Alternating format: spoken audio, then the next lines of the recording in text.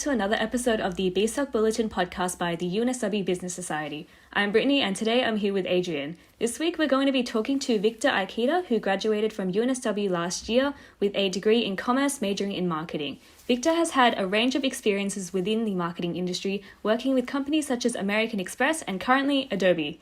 So Victor, how are you finding lockdown? Do you prefer working from home or being more in the office? Yeah, well, see, I have mixed feelings about that one. With my role specifically, there's a lot of video conferencing, so I have to be on the phone a lot with people. So even if we weren't in lockdown, I actually wouldn't be in the office that much. So I think to me it hasn't made too much of a difference, but I do enjoy being in the office. You got to admit, how the views, the perks, all the freebies, the goodies in the office are always good. It sounds good. I guess another bonus I could probably see is sleeping in a bit more, not having to travel in. But on the topic of work, are you able to kind of give a brief overview for the guests in terms of context on your experience in the marketing industry? Yeah, sure. So as you mentioned, I did graduate last year and this is my first full-time role. Really been enjoying it so far. Adobe's an amazing company to work for. Absolutely love the technology space. And prior to that, yes, I had a few internships. So mainly was the first 6 months I wrote over at American Express in the merchant marketing team. So that was the B2B side of the business. And then prior to that, I was at 6 months with MSD, so Merck Sharp and Dome, and they are an American global multinational company in the pharmaceutical industry. I guess what interested you in pursuing marketing as a career? I guess for me, out of everything that you can study under a Bachelor of Commerce, I would say that marketing, it's a very good blend because there's that whole, and not a lot of people know this, but there's this very technical, analytical side to marketing. There's also this very strategic side and there's also this very creative side. So there's different aspects of marketing that you can choose to go through. I personally am still understanding and figuring that out for myself. But being a, business unit that works across the entire corporate environment, you really have a lot of say in the brand, the feel of a product, and also how for the company as well, how the company looks in the public eye. And you're really very much involved in a lot of strategic conversations with either sales ops, business leaders, people in product, people in tech. So it's a good place to be if you want to have an overarching exposure to the business. But I would say, and I'm probably biased to say this, I find that marketing is a lot of fun. There's lots of fun things that you can do. You get to see sort of the best of both worlds. So I guess if you're not as technical or as savvy to go into information systems, IT, or anything along those lines, I'd say marketing is a good blend. You definitely get to do your own thing, but you get to, touch those areas of the business. I guess on the topic of those certain types of areas, are you able to kind of give your view on the types of areas that people can get involved in the marketing field? Yeah, sure. So marketing is a very large field to work in. So at the moment, I work in field marketing, and that's in the B2B side of Adobe. So to give some context, I guess we all know the Creative Cloud suite, right? That's Photoshop, Illustrator, Premiere Pro, Adobe Sign, Adobe Acrobat, all of that. So in the B2B side, I market enterprise products to other businesses. So those are things like Adobe Marketo, Adobe Experience, all the products under Experience Cloud. And those are solutions for businesses to basically help them get more business. So with field marketing in that respect, you work very closely with sales, a lot, very much with account executives, BDRs who qualify leads before handing them on. And it's very much a fine relationship you have, because everything you do impacts them, and it impacts the quality of customers that they're getting and drives those conversations.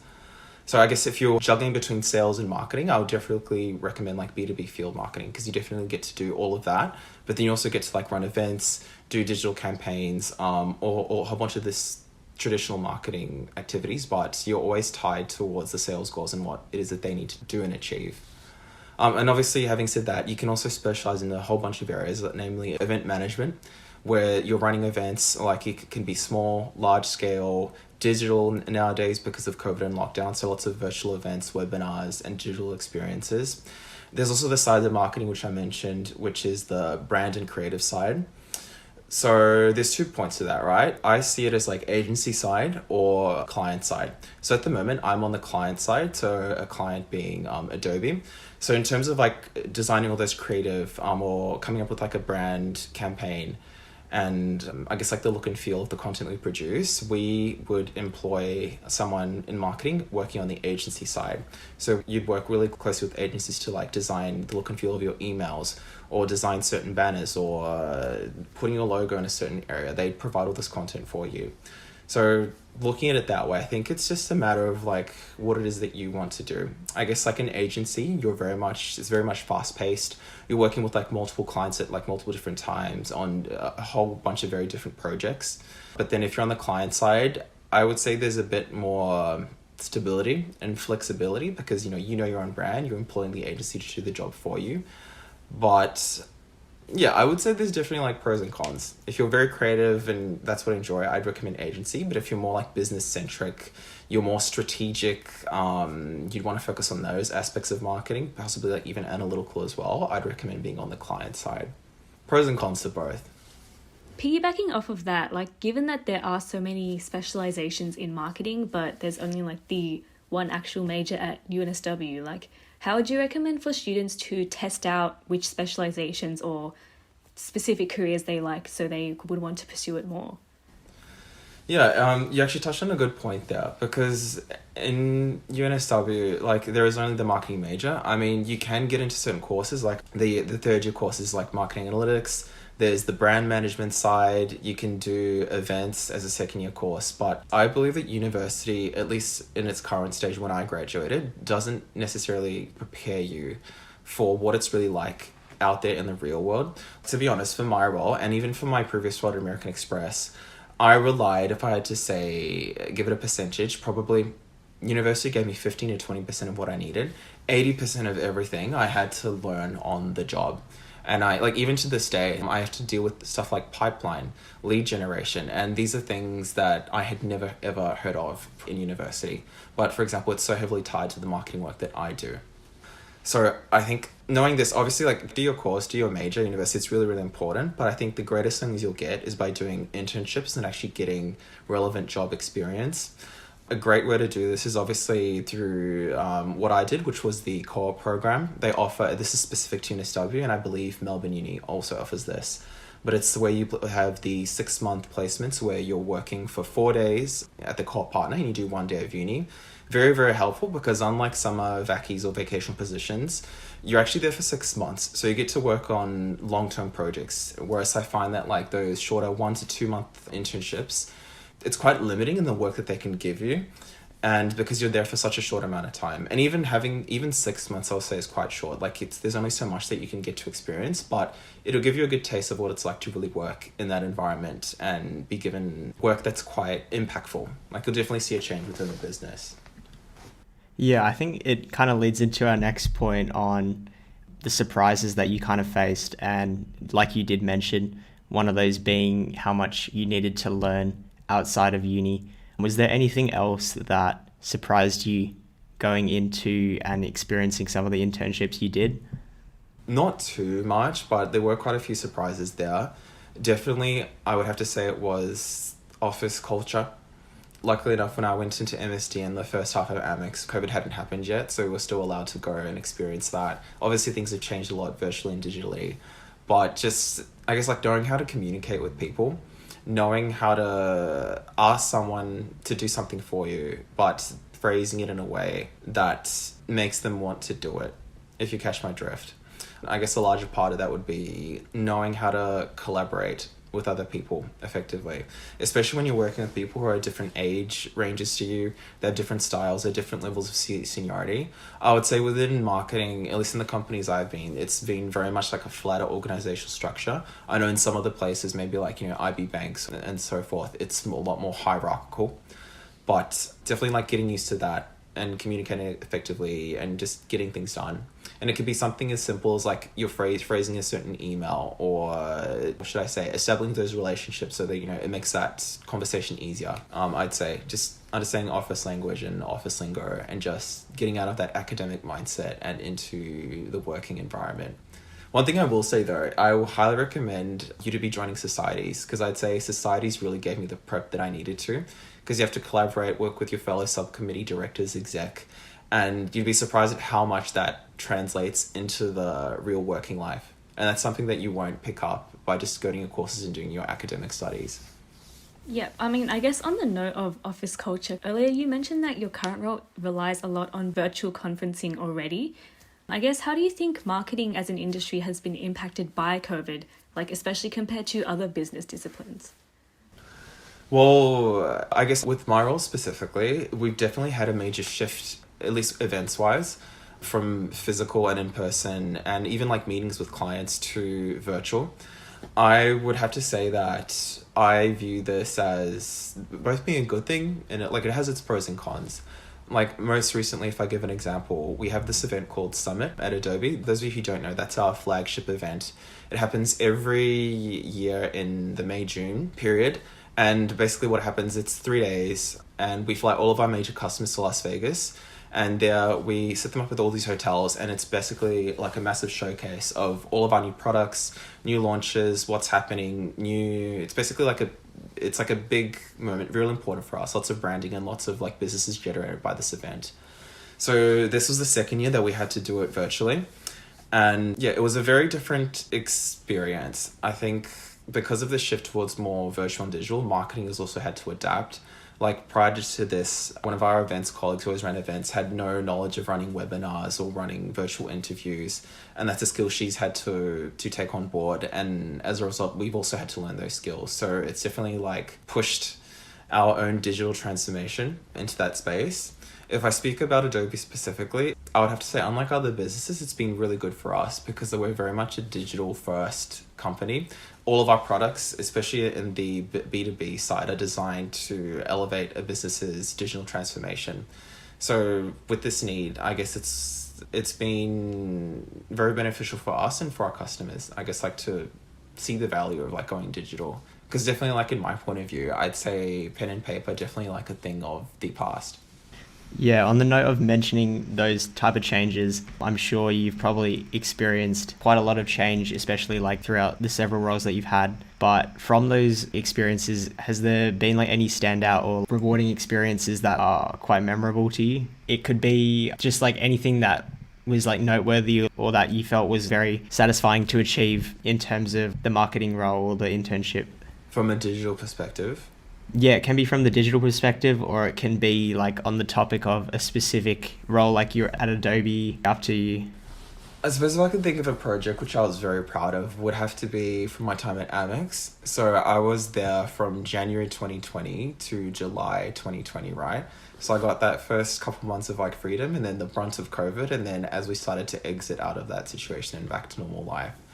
And one of the changes I saw there was we had this campaign which was called Shop Small. And if you're an American Express card member, you'll know what this is. But it's basically a campaign which is usually run in November for about a month. And it encourages card members to go out there and like shop at small businesses. Now, if you remember, back then, this was back in March, we had started planning for Shop Small, because it's a very large campaign, like 6-7 months early. But then when COVID hit and we all went into lockdown, if you think about it, who were the groups that were most impacted by this? A lot of the times it was small businesses, right? Because obviously they didn't have the support of being in like a larger, like multinational environment, and they were very much suffering. There were lots of like people going out of business. It was a very hard time for them. So we actually had to bring this campaign, and instead of delivering it in 6 or 7 months, we had to deliver it in 6 weeks. And we couldn't do what we usually do, right? Because we'd usually do these big event activations. Like we had a few planned that were going to be Sydney specific and Circular Quay and Pitt Street, where we'd have lots of people gathered, but obviously that was all off the table. So we had 6 weeks to execute this, and it all had to be in a COVID safe way. And that was really cool because that was actually the largest Shop Small that American Express had ever done. We got, if I remember correctly, I think 5 or 6 times the funding that marketing campaign usually gets. And that was a global worldwide initiative. And what was interesting about this, because at the time, Australia was doing, with regards to COVID, we were doing a lot better than other places like Europe or the US. So it was a globally led initiative, but we were the first market to launch. So everyone around American Express Global had their eyes on us. So yeah, there was a lot of hustle, a lot of hustle and bustle. But because of this rush, I definitely got to, just to say, put on a few more hats than I normally would. And especially as an intern, that was an amazing opportunity. And at the end of the campaign, it was extremely successful. We had amazing reach from everything from card member engagement, PR advertising. And at the end of the day, I guess a little positive that I had was the fact that what we were doing was good. We were driving card members to spend at these small businesses and doing our part in what we could during what was a very rough time for a lot of people. On the topic of the co-op internships, I've had a look and I see that the co-ops actually offer one-off internships where students can just apply for the single internship rather than being enrolled in the degree. Do you have any advice for students who are looking to apply for those one-off co-op internships? Yeah, sure. So as you mentioned, right, there is the co-op scholarship, which is the 4-year program. The one-off internships, I would say, is a little bit different. So it is a process. You have to fill out about 10 questions. Obviously, work very hard on them because they actually do read them and they're also comparing with everyone else. So give it your best. I would recommend having at least 1 or 2 internships as well because it is a bit of a shock, but it also gives you a competitive edge. Like when you do apply, if you have an internship that's say you did 3 months, 1 or 2 or 3 days a week at a small startup or at a mid-market business, that'll definitely give you quite an advantage because they are giving you these one-off internships, right? So if you already have some experience, it'll really set you apart from the rest.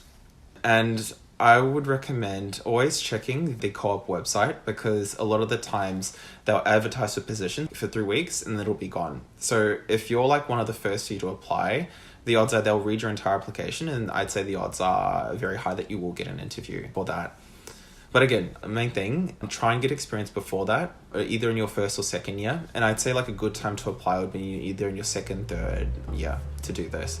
I even had friends who were in my cohort who were in their 4th years and 5th years and they were still applying. So I definitely say try and get a little bit of experience first and then like hop on board. Right, yeah. So I was definitely thinking of like having a look at those internships myself and trying to like give a shot at them. But it's good to have your advice for anyone who is looking to apply for them as well. I think going on a bit of a tangent now, like with your past experience as sponsorships director at BSOC, what do you think were the most valuable skills you gained from that role? And do you find that it's relevant to your current role in marketing? I would have to say with sponsorships specifically, it's not really marketing. It's more, if I had to draw a similarity, I would tie it more towards the sales organization. Because if you think about it, you're reaching out to customers or clients or sponsors and you're trying to convince them of the value of BSOC, the value of its membership base and what they can bring towards the individual companies. So definitely if you're into sales, I'd highly recommend it. Sponsorships in any role is really, really good. Also, if you're the type of person who's looking to get some of that office lingo experience or just knowing how to structure a certain email or talk in a professional manner, I'd highly recommend it because out of all the roles available in BSOC last year, that was one where you can't just say, hey, what's up? You definitely have to structure everything in a very specific way. And also, you have to remember, you are the face of the society as well. So before COVID, like I was definitely going on multiple meetings, like in the offices of potential sponsors. And there's also that aspect of where you're also negotiating. I remember when I was negotiating with a certain sponsor last year, I won't say the name, but they're a pretty big one. And the scenario was, it's become a sponsor for BSOC. We have different sponsorship packages, right? I think there's 4 tiers. The highest tier, you get the highest package, you get the most marketing reach, major events. And the smaller one, I think they're just in different tiers. But basically the issue I had was this specific sponsor, they wanted to get, not the max, maybe like the second best tier, but they only wanted to pay like 4th tier pricing. And it was like on my side, I had the dilemma, right? Like, I really want these guys to be our sponsor. They're a big name, they're very good for us. But at the same time, they're asking for way too much and they're not willing to pay for the goods. So there was very much like this was over email and then over call, right? And I think my VP and my co-sponsor was CC'd in this and they helped out. But it was very much like a back and forth. No, we want this, but we're not going to do this. It's like, well, I'm sorry, we can't offer this. How about we try this? I was very much trying to be nice about it. I think I've never had to flex negotiating so much. And if you think about it, the person I was talking to was someone from HR, and I think one of the other directors. I'm not sure why they're in that conversation, but they were really trying to get the best. And then it got to a point where I was like, okay, I've had enough. I've like lost it. I'm not a patient person. And I think I wrote something along these lines, which was, okay, that's great. Look, this is what we can offer. We believe this is the suitable price, and we want to remain fair to our other sponsors who have paid for what you want to get. And I said, if this isn't possible, that's absolutely fine, because they had contacted me quite after the sponsorship date, so they had missed out on a few things that we offered, such as careers fair. But then I said, then that's absolutely fine. Why don't we continue this conversation, and I'm happy to consider you for 2021 as next year's sponsorships. Done. 3 days later, and she had been replying at a 2 email per day basis. They come back, I was like, oh, okay, no, that's fine. We're happy to go with what you're suggesting. So I think it's just like putting your foot down and saying, no, I have respect in myself. I respect the society. You're going to pay for what you want. Yeah, but that was a really good exercise. And to be honest, even in like my current role, I've never had to have an argument that was heated to that level in order to get a point across. Yeah, and you never know when that might be necessary. I mean, especially in the workforce, I could see situations where my boss has had to argue internally with different stakeholders or for sales with customers. So that was a very good skill to have. Yeah, I think it definitely sounds motivating. In the end, you kind of realize you only have so much to lose, but you have so much to negotiate in a way. Exactly. And think about it this way, right? I mean, I was a 4th year at the time, but usually that my director position would be either a 2nd or 3rd year. Imagine in your 2nd year of uni, you're negotiating with like these big ass companies and then like they're back and forth. The other person's like in their 30s and 40s and then you win. Like, that's an amazing skill for life, not just for your career. Yeah, it definitely probably would have been memorable. But yeah, on the note of being a student still, this question's kind of leaned towards more of the general audience of general business students. So not necessarily marketing, but do you have any advice for someone who is still looking to specialize or choose a major? Say they're like currently still like they've completed their core courses or whatever, but they're like looking forward to moving into like a specialization. Yeah, that is a bit of a tricky one. What's a good thing that in your first year, like you have to take all those different courses, so you get a breadth. At least I know they've changed the Bachelor of Commerce, but I think when I was there, you definitely had a set of courses that you had to do. It's fine up until you get into your 2nd year, and you do have to start like picking and choosing, working towards the major that you want to do. But I think for deciding in terms of where your interests are and where it is that you want to go, I would say the biggest thing would be to join societies. Like, meet other people, talk to people who are a bit older than you, like your 3rd or 4th years. And that'll hopefully give you, I guess, like, these sources of information that you can add to your own decision-making process. Because I think there was a time when I was studying, I was very much split between, I guess, like, doing marketing or doing psychology, like yourself as well. And then Infosys even there for a little bit. But it wasn't until I really talked with people, did my first couple internships, that I really decided that this is for me. Now, don't come back on you and don't on this, but who knows? I may have a career change. I may want to do something else. But so far, at least this is what I enjoy doing. And I'd say the main way I figured this out was just talking to people and experiencing things through their eyes without you having yourself to do it.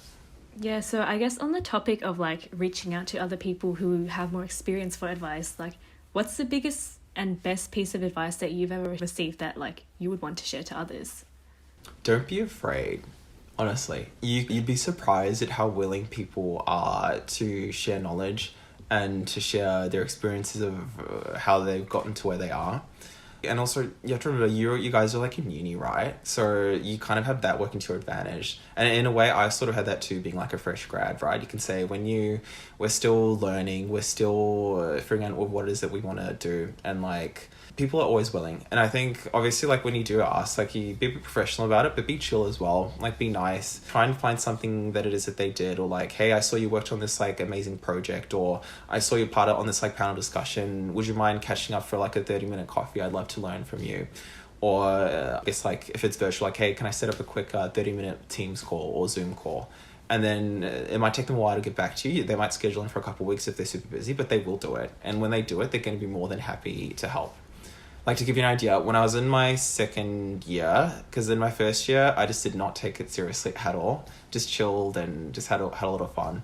When I got my act together, and in my 2nd year, I went to a few panels run by a few societies. I think that's a very good way to go to those, because like if you go to those panels and you see the speakers are there, that's a good way for you to introduce yourself. You can say like, hey, I went to the EXO panel, I saw you there, loved how you spoke about this. I'd love to talk to you further about XYZ.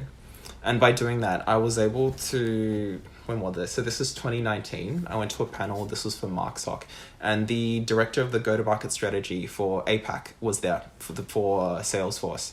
And again, saw him at the panel. It took me a while to reach back to him, but when I eventually did, he sort of greatly influenced that like the marketing I wanted to do was in the tech space. And I was working at MSD at the time and I had no experience, but then because of that, that's sort of like what drove me to apply for Adobe in the first place, because of what he said, the different types of marketing compared to like pharmaceuticals or financial services.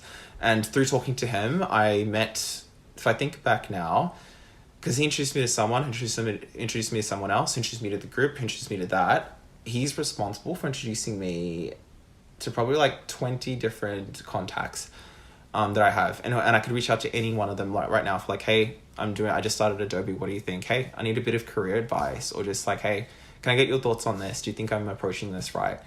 And I'd say that's probably like the best way to approach it. So go to events in your societies, look at the speakers, and then use that as a way in. Because I think they'll definitely appreciate that over someone who just messages on them on LinkedIn out of the blue.